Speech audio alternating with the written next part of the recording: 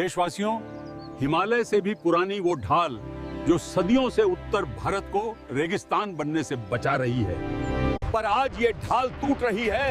एक फैसला आया है जिसे पर्यावरण विशेषज्ञ अरावली का डेथ वारंट कह रहे हैं। देशवासियों, नवंबर 2025 में सुप्रीम कोर्ट ने एक नई परिभाषा को मंजूरी दी कि अब पहाड़ी वही है जो 100 मीटर से ऊंची है। देशवासियों, इसकी हकीकत बहुत डरावनी है। फॉरेस्ट सर्वे ऑफ इंडिया के मुताबिक अरावली की 90% पहाड़ियां 100 मीटर से छोटी हैं। यानी एक झटके में 90% अरावली से कानूनी सुरक्षा जाएगी और अब यहाँ खुदाई हो सकेगी, इमारतें बन सकेंगी और जंगल खत्म हो जाएंगे। लेकिन खतरा सिर्फ कानून से नहीं है। अंधेरे में यहाँ एक अलग खेल चलता है, अवैध खनन का।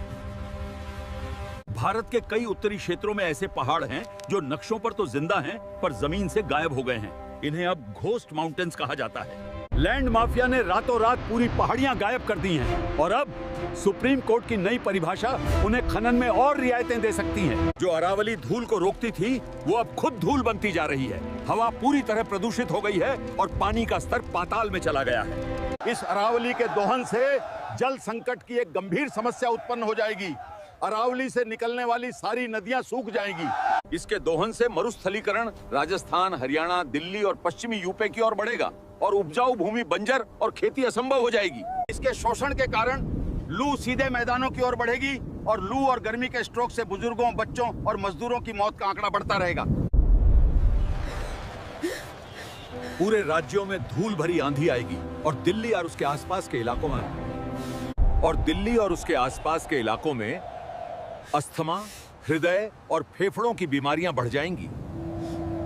इस अरावली का शोषण वन्य जीवों को नुकसान पहुंचाएगा, वनों को खंडित करेगा और कई वन्य जीव प्रजातियों के विलुप्त होने का कारण बनेगा। देशवासियों, आज हम राजस्थान, दिल्ली और हरियाणा के लोग संसद तक मार्च करेंगे।